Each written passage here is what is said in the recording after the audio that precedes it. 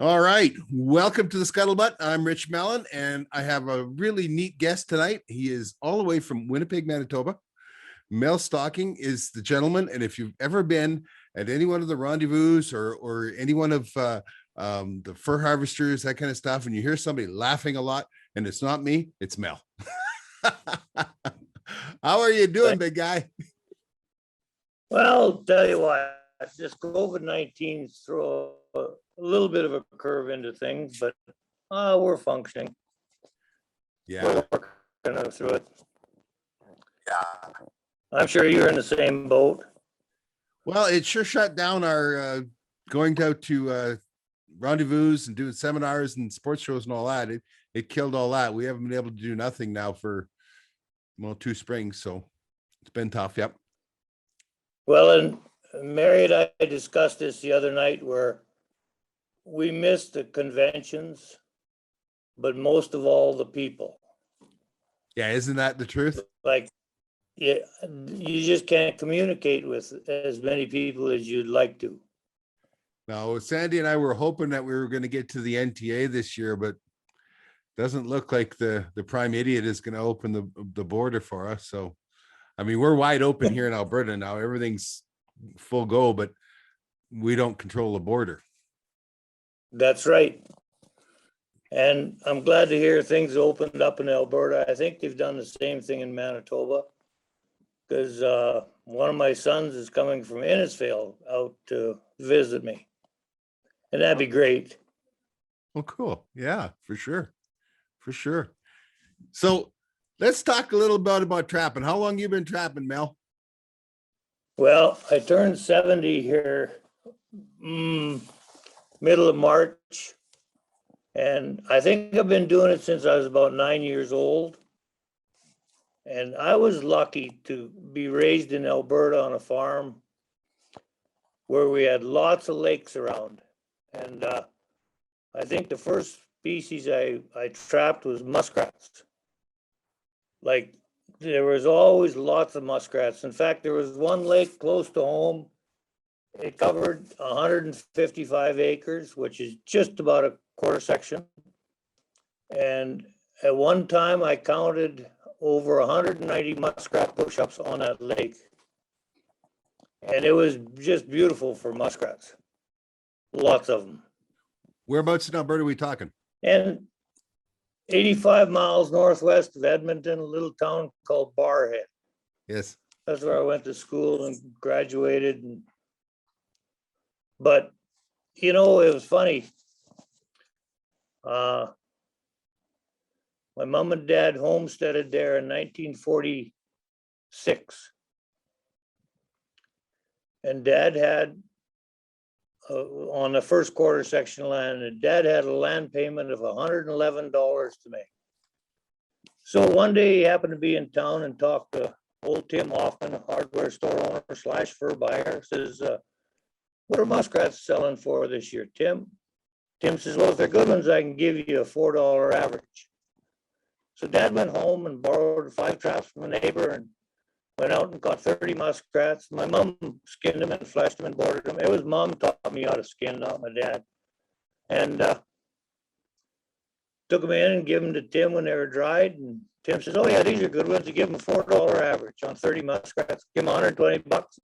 Well, he went down and made his $111 land payment and bought mom a $9 gift for doing the skinning.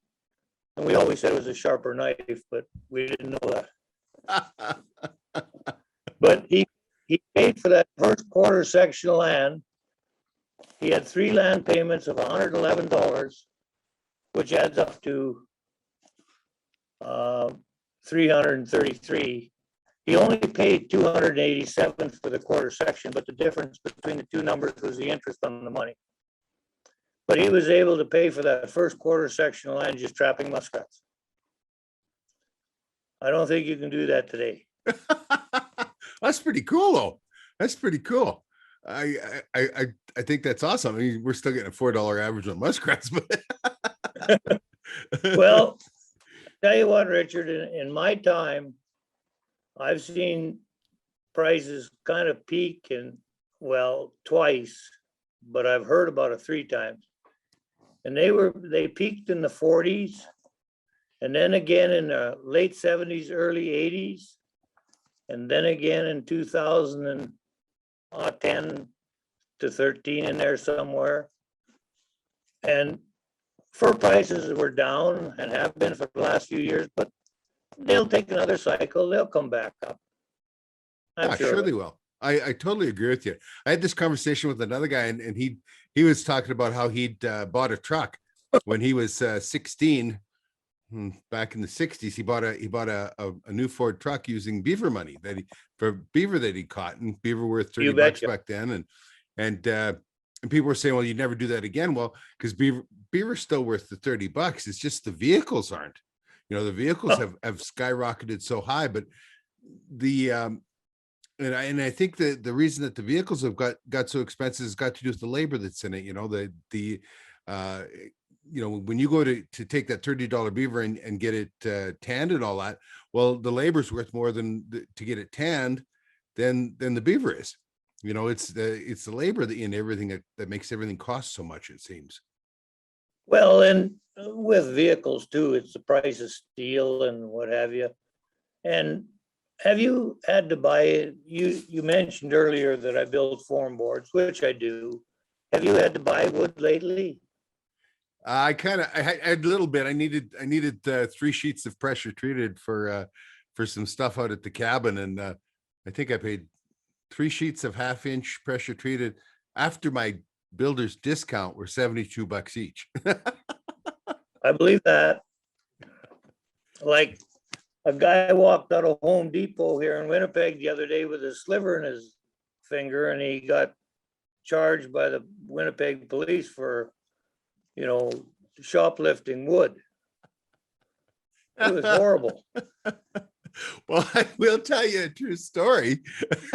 Enough of your BS there, Mel. I'll tell you a true story. They have this bin outside of the Revy or Rona lumber store, right? And it's got like 4-foot sleeper boards that they use in between lifts of plywood and that kind of stuff. And, they're twisted, warped stuff, and it's just junk in there, right? And it used to be, that it was $1 any piece that you wanted. Well, they had a mark through it, and it was $5 for any piece. That's true. Well, the other day, I wanted to build a birdhouse, and I had to mortgage the house to do it. Yeah. Although I see it starting to go back down again now, which is good, because that was crazy. I sure hope so. There was no reason for it. Talking about you're building your boards and that, you make them out of basswood or cedar? Basswood. Okay. And there's a reason for that. What's that? And this goes back to lumber prices. When I first started building form boards, I was paying $1,800 1,000 for basswood, and that's imported from the United States. Yep. In fact, the last bunch I got was from Reeseville, Indiana. I'm now paying $2,520 1,000 for board feet for basswood. And I talked to the salesperson I buy it from, and I said, I could use cedar, clear cedar. And he said, Mel, don't even think about it. Hey, Rich here. Sandy and I are pleased at the rapid growth of our exclusive community, Trapping Inc. at locals.com. We created the community to connect more closely with our fans, friends, and supporters without the interference and censorship of social media companies. Because this community is subscriber exclusive, there is no censored photos, shadow banning, and deplatforming as happens on Twitter and Facebook. Trolls are non-existent, as not a one will spend a nickel and put their money where their mouth is to protest on a paid site. You know it. We are steadily moving all Trapping Inc. YouTube videos and podcasts as quickly as time and bandwidth allow. We're tickled and surprised to see how large of library we must move. As well, we are sharing articles on trapping and guns and shooting. Our new TV series, Married to the Hunt, videos are here too. Hours and hours of never before released to the internet hunting and fishing from around the world. TrappingInc.locals.com will be the exclusive home of all Trapping Inc. content from the past and into the future. What else is there to do? Well, there's a forum for everyone to post pictures on and interact. You can message us directly on TrappingInc.locals.com. as well as interact with all the other subscribers. These are all people with common interests. Get in here. This whole venture is about taking the Trapping Inc. TV community to the next level, building a community of shared interest and interacting with all of our friends. Who knows where we can go from here? Just go to locals.com and sign up for a free account. Then search for Trapping Inc. and subscribe for $5 a month. That's it. Go to locals.com to open a free account and then subscribe for $5 a month to Trapping Inc. Help us spread the truth about a way of life and the responsible, ethical management of the wild resources. trappinginc.locals.com.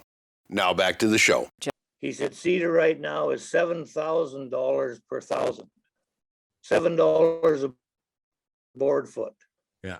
And I'm paying $252. So he said, don't even think about cedar. So I said, okay. I mean, you don't have to be a rocket scientist to do that math. No, not at all. Not at all. It's But no, everything, like I had to phone my distributors and say, hey, I got to raise the price of my form boards. That's all there is to it. I can't, for a long time, I ate the difference of the lumber, but I can't do that anymore. no. I mean, I'm working for $2 an hour if I don't, so. It's true though. It's unbelievable. I know that it absolutely just killed building around here, like for home building and that kind of stuff. Just gone. I was in talking with my guy at the lumberyard there, that my salesman, and said to him, it's just what's happening. He says, well, he says people bring in plans, I give them a price. He says they walk out. He says nothing's happening. Exactly. Well, soon as they get to putting floor joists down, I mean, they can't afford it. Yeah. Plain and simple. And that's the same thing's happening here in Winnipeg. It's scary, Richard, how many older houses are selling though. Well, you see out here, our housing market isn't up at all. I mean, ours is still quite depressed. I don't know. It just is. Everybody talks about the cost of housing and that. And we don't see it here in Alberta. I can tell you that. We finally had like last month, was the month of May, was a good month for Calgary, but they didn't begin to make up for the losses that they've made that have occurred since 2015. Just they were selling more, like the volume was there, but the prices aren't up. So I don't see the housing bubble here. I understand it's happening elsewhere, but so you started, let's get back to your trapping. You started with muskrat, and your dad actually started it. You took up for him afterwards and continue on with the trapping, or? Oh, no, he was still trapping. And the interesting thing, my mother died in 2010. And at her funeral, I asked my older brother and my younger brother, I'm the middle child, by the way, if they ever remembered my mom not having gray hair. And they said, no, can't think of it. Well, in the springtime, when the ice was going out of the lakes, we used to take an old boat, was 249 GM car hoods welded together with a chunk of barbed wire across the middle to hold the sides in, and sitting on 5-gallon pails, no life jackets. My older brother would shoot the muskrats. I was sitting in the back with a pair of vice grips welded to a C-clamp, and I do the skinning of them, and my kid brother would do the paddling. And when we finished going around one lake, we'd go to the next one, and then the next one, the next one. When we left the house in the morning, Mom never knew if we were going to come home that night or not. She could have lost 3 boys that day and wouldn't have known a thing about it. We'd have drowned somewhere. But I mean, in this boat, there's a loaded gun and a sharp knife. And like I said, no life jackets, but it was a heck of an experience, I'll tell you. You wouldn't dare turn kids loose nowadays doing that. And we took it just for so much for granted. Like we talk about, Sandy and I were talking about, we got married, 40 some years ago, and you'd go out moose hunting and you go moose hunting for 2 weeks. You'd go to the bush for 2 weeks. Nobody had a phone, nobody, nothing else. There was a mark on the calendar when you were coming home and you came home, you know? That's right. Hey, tell me what we did before we had cell phones. If you told somebody you were gonna be somewhere at 3 o'clock, you made damn good and sure you were there, weren't you? I'm absolutely, yeah. Yeah, like a lot of ways we've lost the art of responsibility because of cell phones, you know? You bet you we have. It's so easy, just send a text, oh, I'm late, I'm not gonna make it or whatever, right? He's I'm just amazed, you know, now if you try and get a hold of somebody, you can't get a hold of them, then you're concerned, you're worried, you know, if they're driving to Edmonton or whatever, and they don't check in when they say they're going to check in. Well, today's, you know, communication is so instant, right? Exactly. By the way, this trapping, something else I tried trapping when I was young. There was a slough hole, for lack of better words, just north of where we lived on the old farm. And my dad said to me one day, you know, I see some weasel tracks down there. Why don't you go trapping weasels? I said, how do you do it?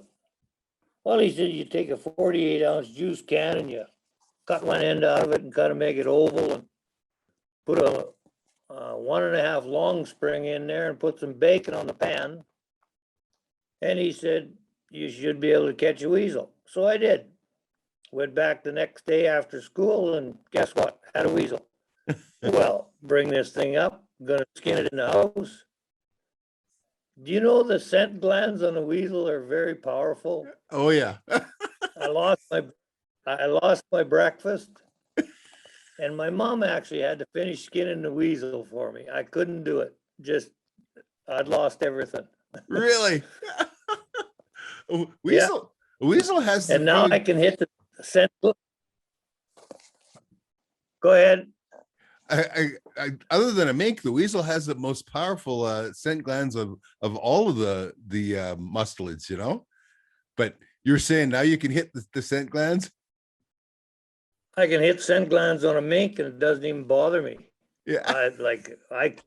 I cleaned the fur graders out of North American fur auctions one day, skinning a mink there because they couldn't stand the smell of it.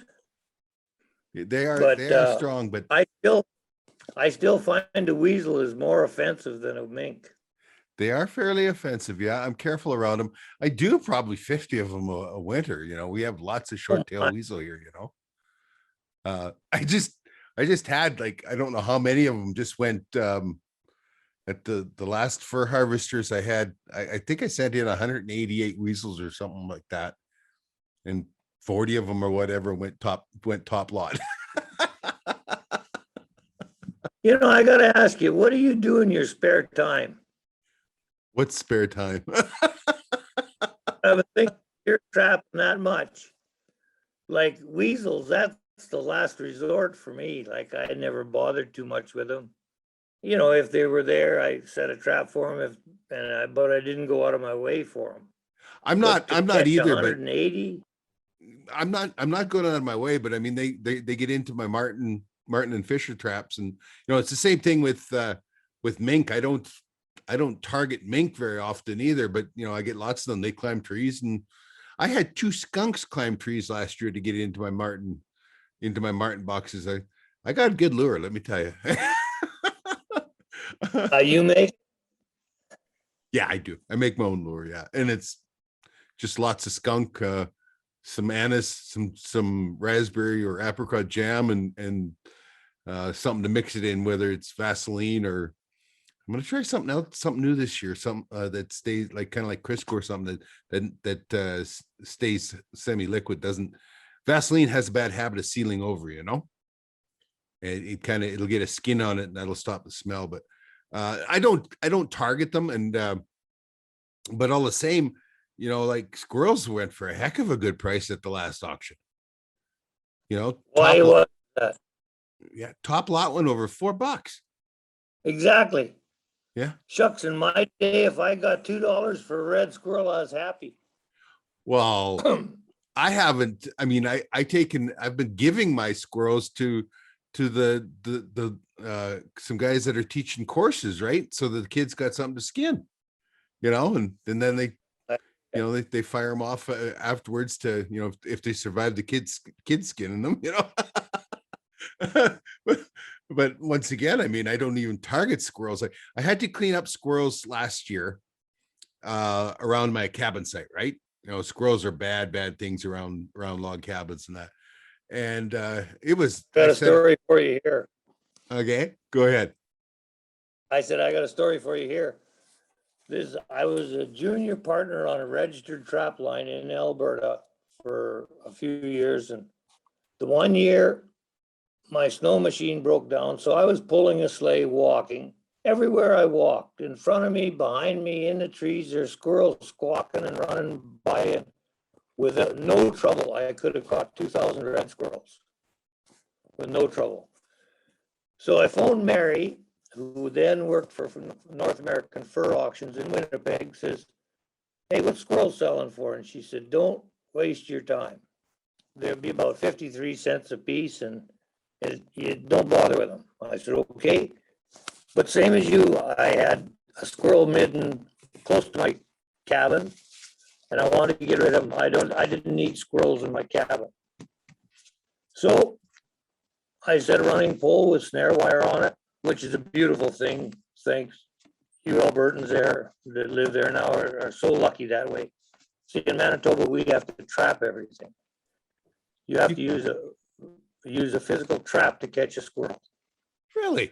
Can't use snare wire, really. And pain in the yin yang, I'll tell you. What's the reason for that? Why can't you use I a snare? don't know. Can't use snares for coyotes either. It's got to be a ram power snare.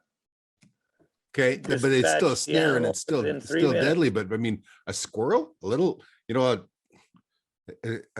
2-inch, number 26 gauge brass wire. I mean, what else would it catch other than a squirrel? Usually when they rabbit. Not up in a tree. That's true. That's true. Okay. I used to use stainless steel wire, but anyway. So I caught 16 squirrels right next to the cabin. And I put them on the next, I skinned them out and put them on the next auction. I got $2.18 a piece for them. Now do the math. If I'd have caught 2,000 squirrels that year, I could have been driving a new truck. Yeah, well, Justin Wassesoo talks about his mom, his grandma and granddad, and that the one winter there they got over 3,000 squirrels, and they averaged maybe more squirrels than that, and I think they averaged over $3 for them. But anyway, they bought a new pickup and a new furniture for the living room with squirrels. Right on. But you mentioned that too. There was an old guy lived out there in Alberta. His name was Harry Rylersdown. And I learned a lot from Harry because he worked at the Westlock store. Okay. Just volunteered his time, I think, more than anything. But anyway, he told me one day he used to catch between 2,000 and 3,000 red squirrels a year. So I told him, I said, Harry, I got the number for the mental institution and I'm sure they have a spare room for you. He said, why would I need that? He said, those red squirrels pay for the gas in my truck, my snow machine, and my chainsaw. He said, that's why I trap them. And it makes sense. Yeah. Oh, no.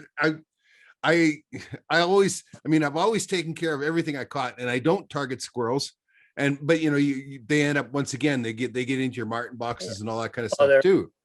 So you end up with a bunch of them. And I was kind of really, really happy when somebody asked me to donate something to skin, right? So I could donate them to these red squirrels for these kids to learn how to skin and that. But they hit a high of over $4 at the last auction. That's pretty stout for a squirrel. Let me tell you. That's a lot of money. Yeah. You know what though? I find that a red squirrel has the hardest tail to pull of anything. Thank you. I have to agree with you on that one. Like, You gotta let your thumbnail grow really. I have no trouble doing a weasel. Just use my fingers. When I move up to the marten or anything else, I use a pulling tool. That damn squirrel is right in the middle, and just about invariably, I can rip the tail off, or the last third of it, or whatever, it pulls right through the middle of it. You know, there's nothing that seems to be harder to do than a squirrel on a red tail, and I don't know why. It's stupid. Tell you what, Richard, someday you have to go somewhere where they're grading red squirrels, and there's no value to the tail on a red squirrel. They're laying on the floor, they're all over the place, they're on that fur grader.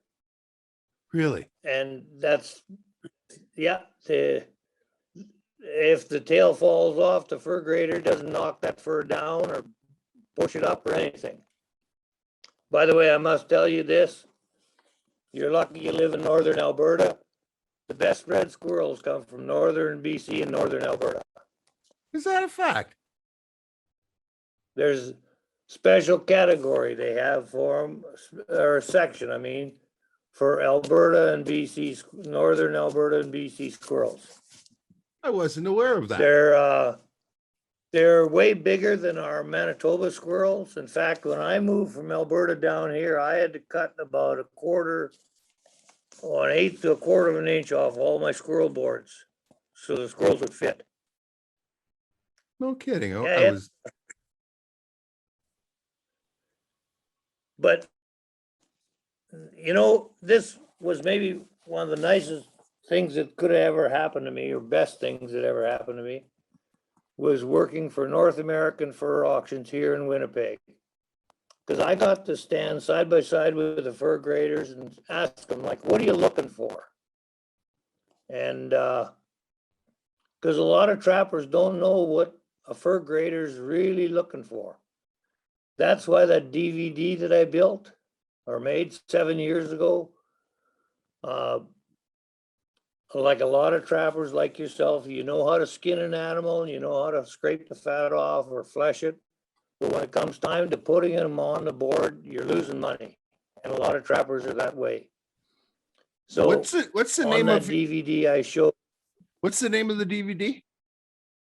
It's just called Fur Positioning. I thought I'd give you one. Fur positioning, is that what you call it? Yeah. Okay. Do you have still have some for sale?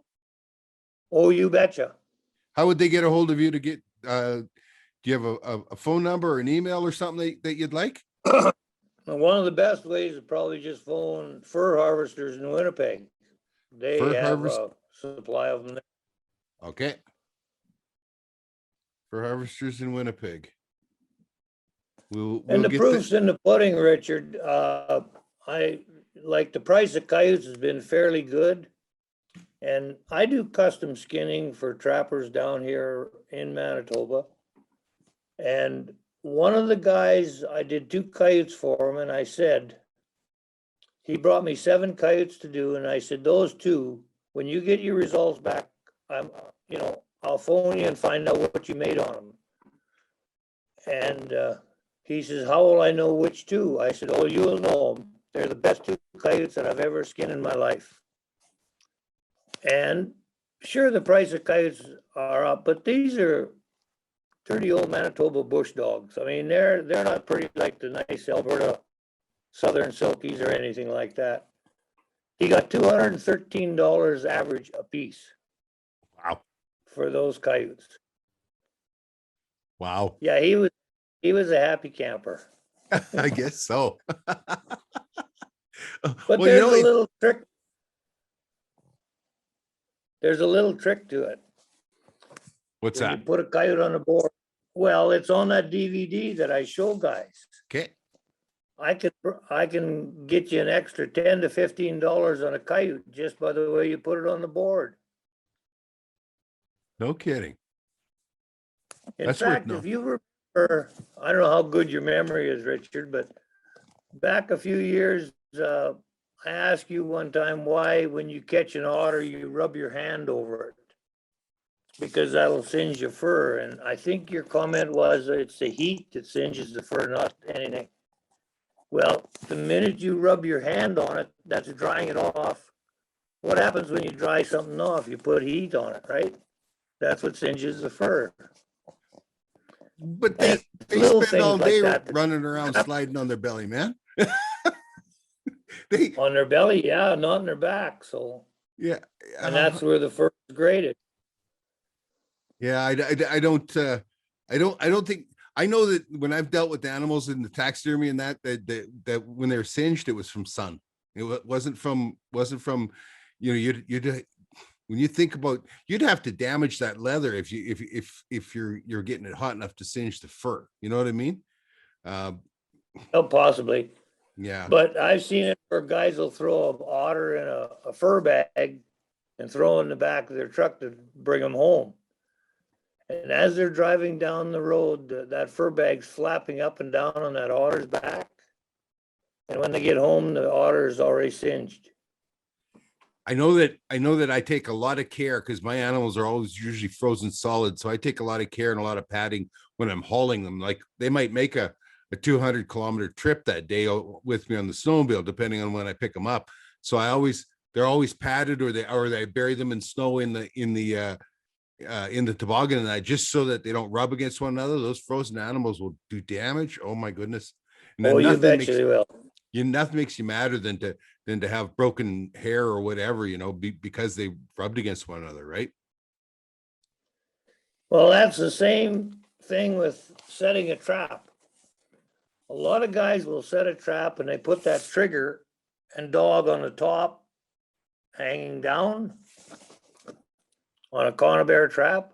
Yeah. Well, when that trap fires, guess where that trigger, that dog hits? Right on the back, right where the fur grader is going to look.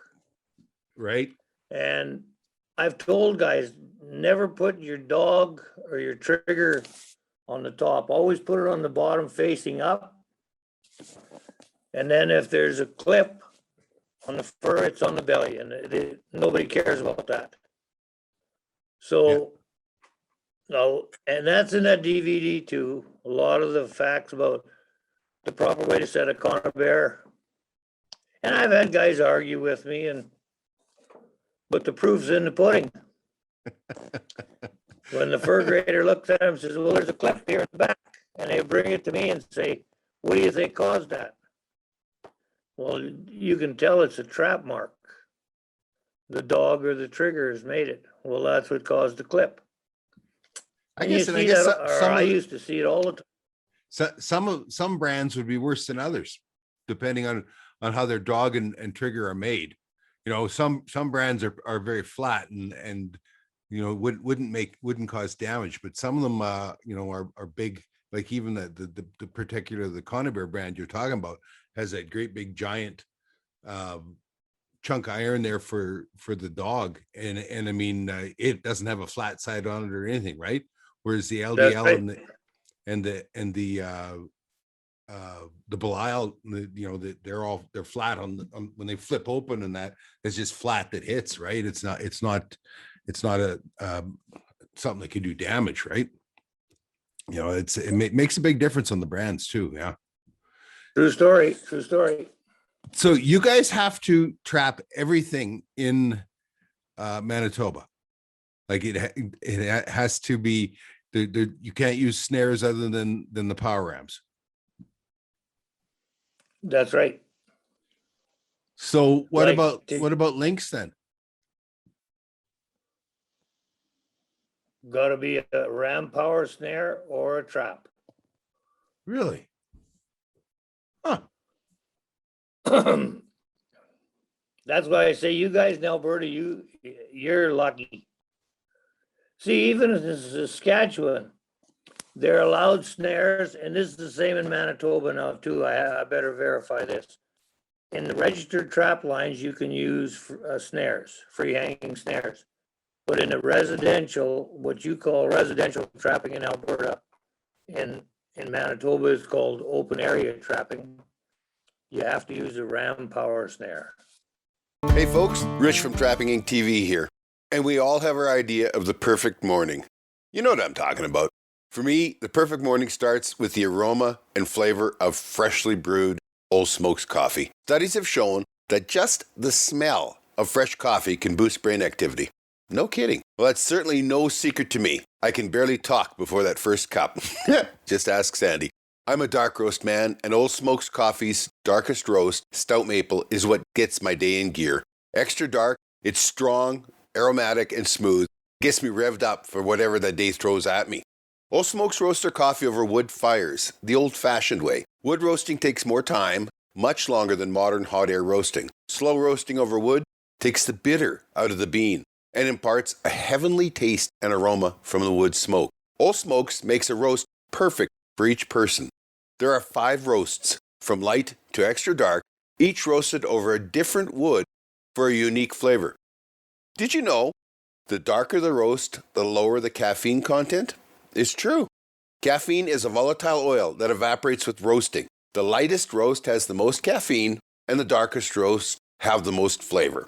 Right now, you can order from their online store and use our promo code RICH. That's RICH.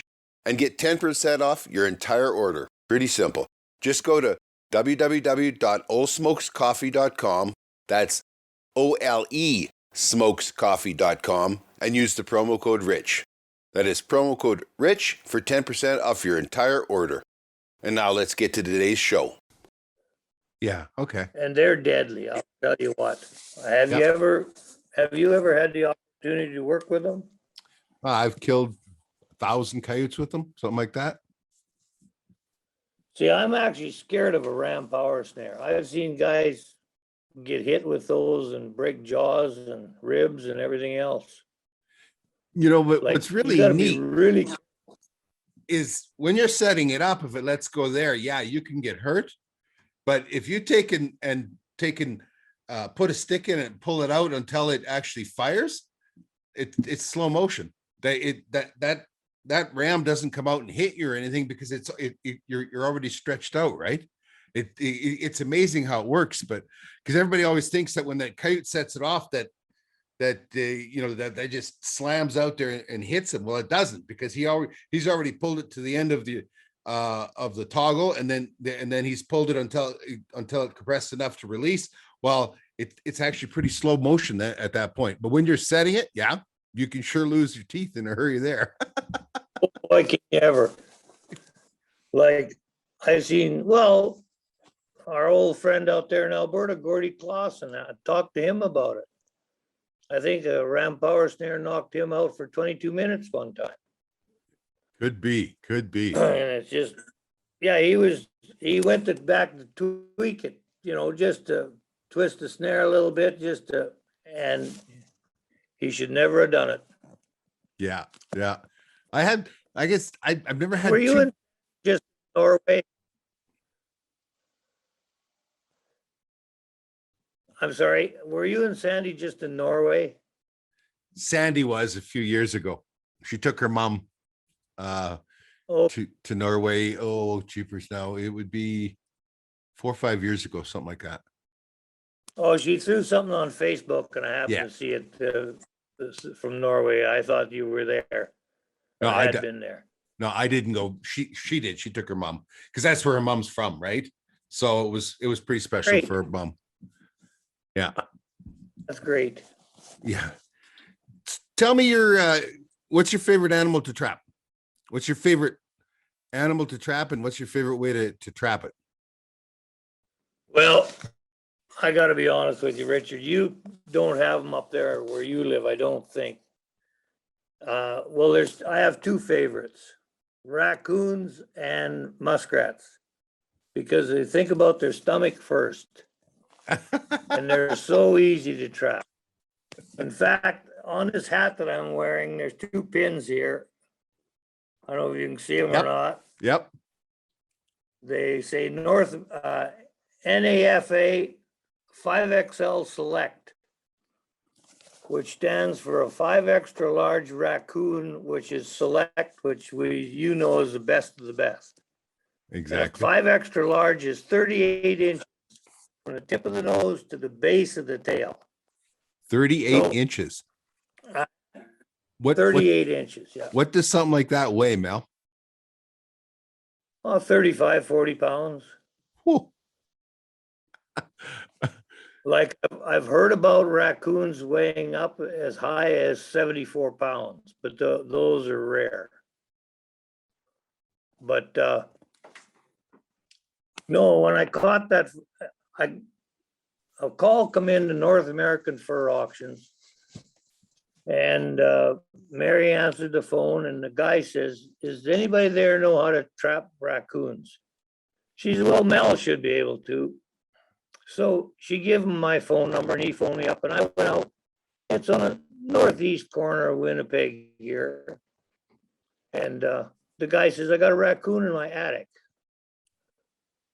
Well, I don't know if you're familiar with raccoons at all. They're mean little creatures, or they can be.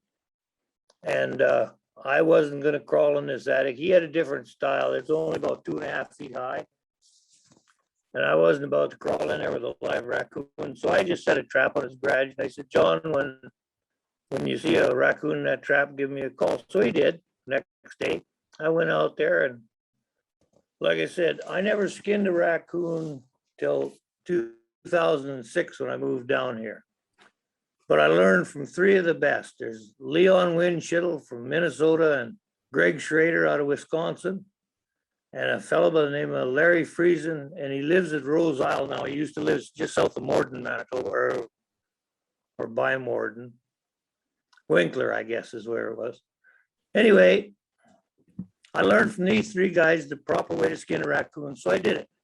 Skinned him up, and the next summer I was in the building, North American's building there.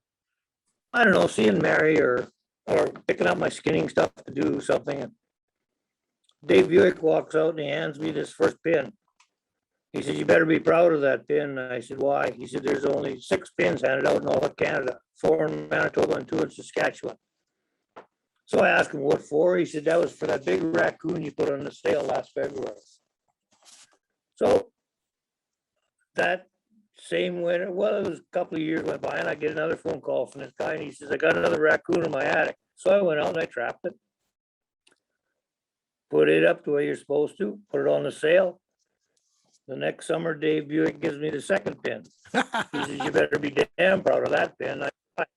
He said, "Only 6 pins handed out in all of Canada, Mel." He said, 4 in Manitoba, 2 in Ontario. He said, "You are the only guy in Canada with 2 pins." And now they don't make them anymore because, well, North American's gone under. And now there's such a thing as a 6XL, 41 inches from the tip of the nose to the base of the tail. Wow. That's Wow. a big coon. Yeah. Wow, that is Don't meet huge. him in the dark. He'll take you down. I went raccoon trapping last fall, or no, back in March of this year with Ryan Demchinsky over in Saskatchewan. It was the first time I had anything to do with raccoons. I've never caught one. I'd never touched one. Nothing else. I tell you what, I was surprised at is, why isn't their fur worth more money? It seems to be such nice fur. And it was these were just coming out of their denning after denning all winter, and the fur on them was so thick it was non-directional. You know, you usually with fur you can pet it one way and it stands up. You pet it the other way, it lays down. Well, them it was so thick it was non-directional, and I thought they were cool. I thought they were awesome. I'm sure glad you brought that up, because did you know something about raccoons, that they have more hairs per square inch than any other fur bearer? Well, than most. There's a couple that have more than them.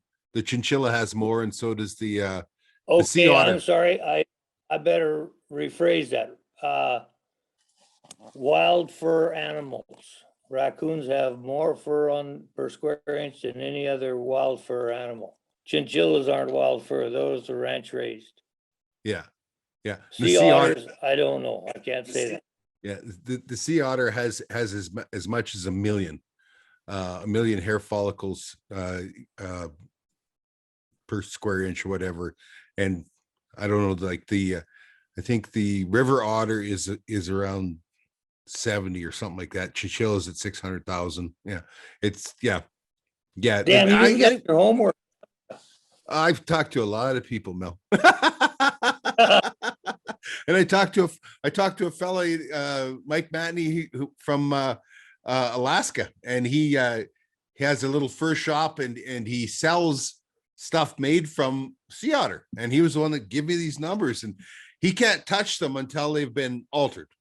So the native people hunt them, and they could hunt 50,000 of them a year. They're so overpopulated. People have no idea how successful that we've been in rehabilitating the sea otter population. They're a problem now. They're actually running low on clams and that kind of stuff because of this. That's what the sea otter eats. But here's something that is cool, Mel. A sea otter is born in the water and never leaves the water in the ocean, and it is prime the year round. You're kidding me. Absolutely true. Is it because of the cold water? The water never changes no more than 2 or 3 degrees temperature the whole year. That's why then. Yeah. And of course, because they're in the water, they don't trap them. The only thing they can do is hunt them. They shoot them. Wow. Isn't that cool? It is. He tells me that a big sea otter will run 70 to 90 pounds. Okay. Is that huge? Like my river otters, I get river otters that hit 30 pounds. My biggest has ever was 34 pounds. And those are gigantic in the world of otters, but you betcha they are. Sea otters are something else. So what's your favorite set then for raccoon? Oh, well, see, raccoons there now. You can't use a leg hold trap on a raccoon. That's illegal. You have to use a conibear or a dog-proof trap, they call them. Yeah, that's sure also a foothold too. Dog-proof is a foothold. Yeah. Okay. But not like, although if you get when you put raccoon on the board, you got to put them fur in, leather out. Yep. And if there's a trap mark across that pelt, that's automatically goes to a damaged because of that trap mark. So, and yet on a raccoon, you can have 3 holes on the belly, the size of a dime, and you won't get downgraded for it. okay. It's grading on raccoons is funny. I don't know. Well, what I thought was neat when we did the raccoon show, we got 56 raccoon in 2 days, 2 checks. And the color range was astounding. Like they were from yellow, like if you can imagine taking what you thought was a normal colored raccoon and dipping it in yellow Easter egg dye. That was the one end of it, was this yellow and black thing. And the other end of it was like a silver gray panda bear. It was just gorgeous and everything in between. I was just astounded. Like I have no idea why raccoon isn't worth a lot more as a fur. I'm told one of the reasons is because of the weight, because it's heavy. Have you ever seen a raccoon hat or a raccoon coat? No. You've got to be a big man to be wearing them. I put on an actual buffalo, about like a bison coat once, like the winter, but you had to be bigger man than I was to wear that all day. I'll tell you. I'll tell you what, my little uncle was an Evanston City policeman for a bunch of years, and in the wintertime, that's before patrol cars, they used to walk the beats, and he had a buffalo coat that he wore. Well, it's a good thing he was well over 200 pounds, because you had to be that big to be wearing it. Yeah. And he said, you outrun somebody, some kid that stole something. He said, try to run him down on a street wearing that 200-pound buffalo coat. I can imagine, because I know the day I put that on, I was 6'1", and at the end of the day I was 5'11", so I shortened up my legs. So what was That's- tell me your best catch story, or when things went sideways. You know, what one of those days where it's like we couldn't have done anything worse if we'd planned it, you know? Well, this is when I was still a junior partner on that registered trap line. And Mary come out to Alberta to visit me. So what the heck, take her to the trap line, right? I mean, she's accustomed to, she worked for North American Fur Auctions, and so get up there, and here I had a lynx cubby with a 330 conibear. What's in it but a martin? And I go to check a coyote or a wolf snare, and no, pardon me, that was a coyote snare I had set there. What's in it but a fisher? And I'd set a box to catch weasels. What's in it but a red squirrel? She looked at me serious and said, "Do you ever catch what you what you target? You know?" I said, "It doesn't really matter as long as you caught something." Isn't that the way? You know what? I mean, my wife always teases me that I'm like a kid at Christmas Day, every check. And every single trap that you go to walk into or whatever, that's Christmas again, over and over and over. You know, and some days that's 300 times by the time you're done checking all your snares and all your sets and all that. And I guess as long as you have that spirit, you know, you're never going to quit, right? I mean, that kind of enthusiasm for life goes a long ways to keeping you young. This is one thing that I was told a long time ago by an old trapper, and he said, when you walk up to a trap and you can see there's an animal in it, and if you don't get excited, he said, it's time for you to quit trapping. Yeah. It's not fun anymore. Yeah, true enough. And that's the way I've always done it. But I don't trap anymore, Richard. No time. No time? What I what do do you custom tube it? skinning now. Well, I do custom skinning now in the wintertime. And like last year, I think I did 70 coyotes for guys. And I don't know how many beaver, but and then building form boards. That takes up a lot of my time. Hey, Rich here. Sandy and I are pleased at the rapid growth of our exclusive community, Trapping Inc. at locals.com. We created the community to connect more closely with our fans, friends, and supporters without the interference and censorship of social media companies. Because this community is subscriber exclusive, there is no censored photos, shadow banning, and deplatforming as happens on Twitter and Facebook. Trolls are non-existent, as not a one will spend a nickel and put their money where their mouth is to protest on a paid site. You know it. We are steadily moving all Trapping Inc. YouTube videos and podcasts as quickly as time and bandwidth allow. We're tickled and surprised to see how large of library we must move. As well, we are sharing articles on trapping and guns and shooting. Our new TV series, Married to the Hunt, videos are here too. Hours and hours of never before released to the internet hunting and fishing from around the world. TrappingInc.locals.com will be the exclusive home of all Trapping Inc. content from the past and into the future. What else is there to do? Well, there's a forum for everyone to post pictures on and interact. You can message us directly on TrappingInc.locals.com, as well as interact with all the other subscribers. These are all people with common interests. Get in here. This whole venture is about taking the Trapping Inc. TV community to the next level, building a community of shared interest and interacting with all of our friends. Who knows where we can go from here? Just go to locals.com and sign up for a free account. Then search for Trapping Inc. and subscribe for $5 a month. That's it. Go to locals.com to open a free account and then subscribe for $5 a month to Trapping Inc. Help us spread the truth about a way of life and the responsible, ethical management of the wild resources.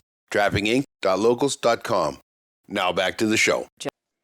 So I don't have time to go checking traps. How many boards would you build in a year?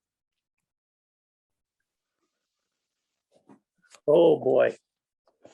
Depends on the year. Like last year, I think well over 300 coyote boards. Wow. Like, I don't know exact. I've never kept track. Have you seen the coyote boards where they start really narrow and they taper in and then come back out again? Steve Repka from Saskatoon, Saskatchewan designed those. By the way, some sad news. Steve died yesterday.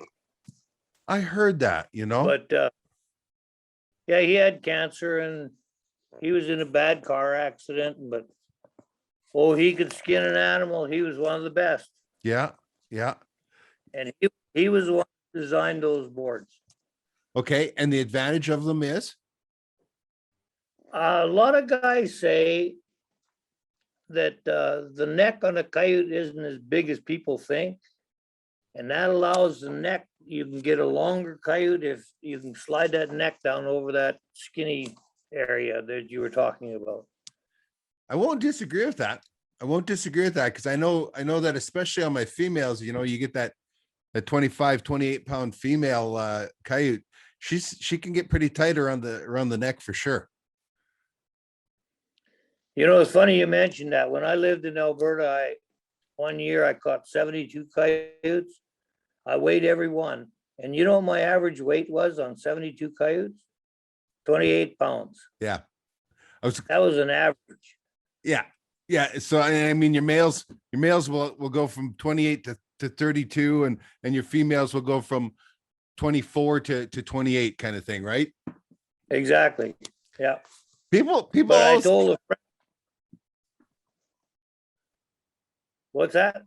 people I always missed that talk part. about how much the coyote weighs, and I weighed 40 or 50 pounds.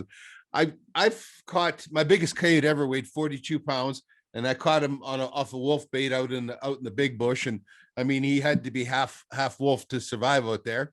But you know, he's not worth as much because he's pretty coarse and he's dark and everything else, right? I'll take a 25 pound female coyote every day of the week, you know, because she'll be worth money, you know. Thank you very much. Yeah.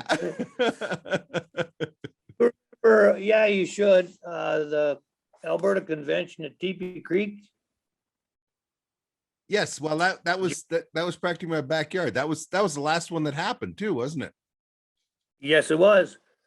Yep. Anyway, I had a beautiful job handed to me by Gary Goverson out there to check the coyotes after their skin and the beaver after their skin in a speed skinning competition to see how many extra leg holes they had in them. Yeah. So before the competition, I went and kicked and lifted a few of the coyotes that were there. And I said, Gary came to me, he says, "What are you doing?" I said, "Whoever gets that coyote right there is going to win this competition." And that was the year that, what's that young fella's name? Oh, heck, I know who you're talking about. Justin Wassasu's buddy. Yeah, Garrett. Garrett. Yep. He skinned his coyote in 1:33 seconds, and Justin did it in 1:40 seconds. Yeah. But I said, whoever gets that coyote's going to win it. And guess which one Garrett got? Exactly. One. But like you said, it was a young female, and yeah, it was probably, well, you could have just looked at the hide and it would have fell off. It's funny I how like them kind too, but it's funny how some animals are like, you know, you'll get a female coyote and you could pull her by hand and everything else. You get an old dog fisher and you'll have them up on the rack and you'd be using the winch. You know what I mean?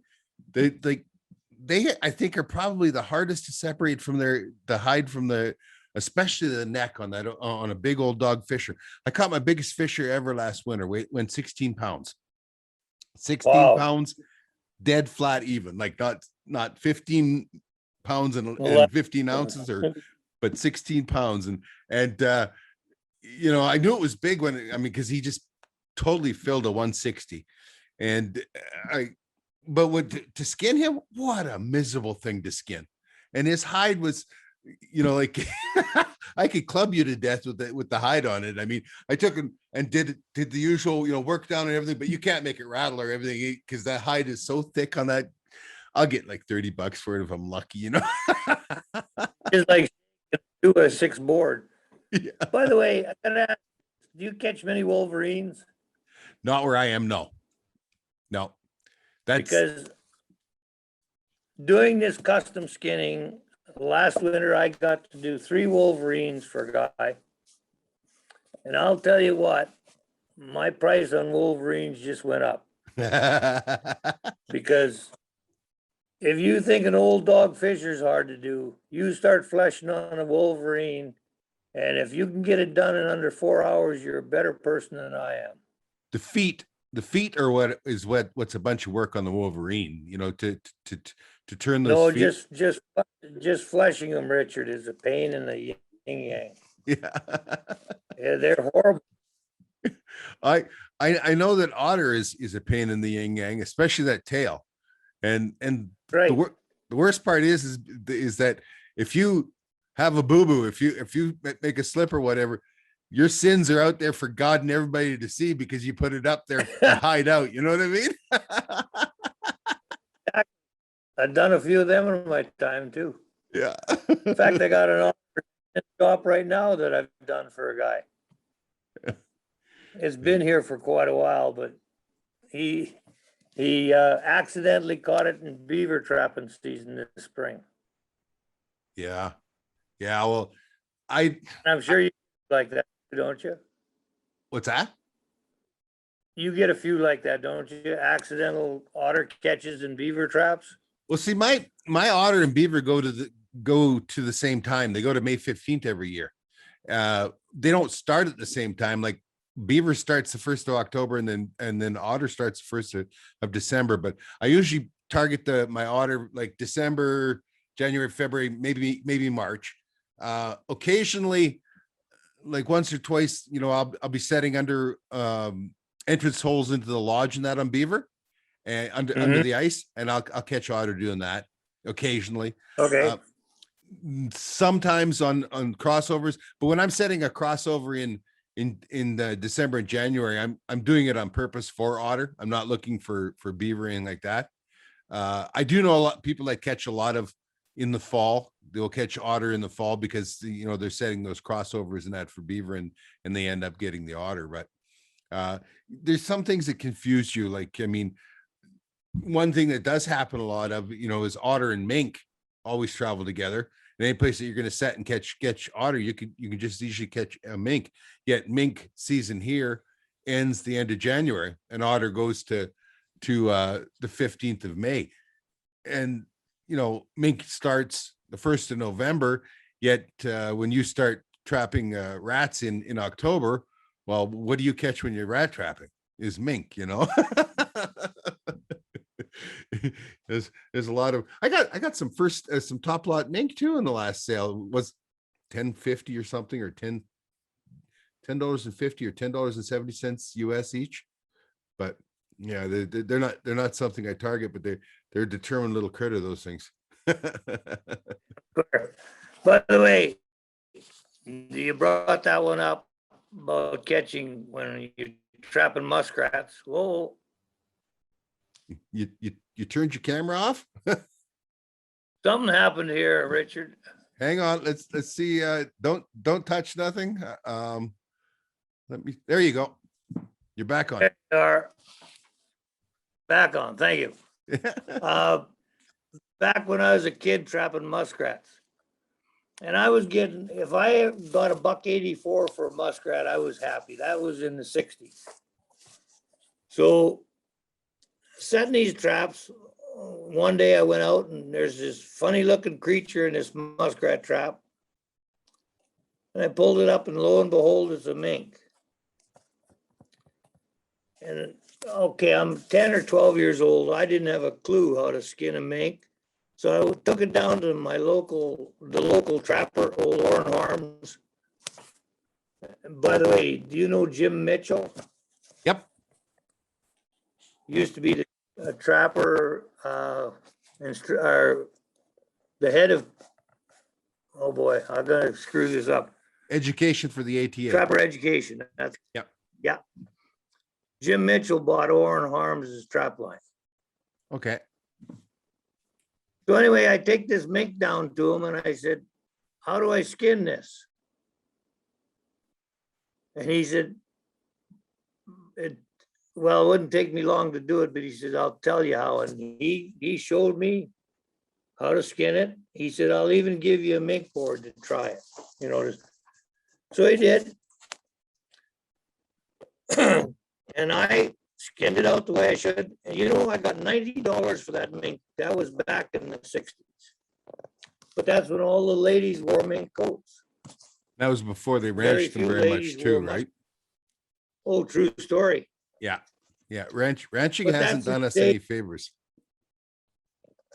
That's in the day when furriers could match up colors Yeah. in wild fur.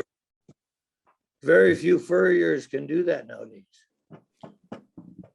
But anyway, I damn near quit muskrat trapping and targeted mink when I got $90 for one mink. You know, and you're getting $1.84 for a muskrat. Yeah, I know. I people tell me same stories about red fox getting $70 for a red fox, and you know they were millionaires when they got the $70 for a red fox, and now you know $70 would buy you a couple dozen red fox. $7 or $8 for one, you're happy. Yeah. Back, Richard. So tell us then, if people are looking for your boards, they're gonna find them at Fur Harvesters as well. Oh, you betcha. Yeah, Okay. they're everything. And I guess the plus side of that is Mary works there every day, and she's the one that looks after that for me. Well, we've all known that Mary is the brains of the operation. We've known that for a long time. Oh boy, you know, before you did that podcast with her, I wish you had to talk to me. We could have got her. Do you know that I don't think she was ever trapping until I took her back, 2007 or 2008. She took the trapper's course here in Manitoba, got the second highest marks recorded in the province of Manitoba. Yeah. Well, I retook the trapper's course here in Alberta when Sandy took hers, and she likes to brag to everybody that she was the only one that got 100% on the test, and then she looks at me because I got one wrong.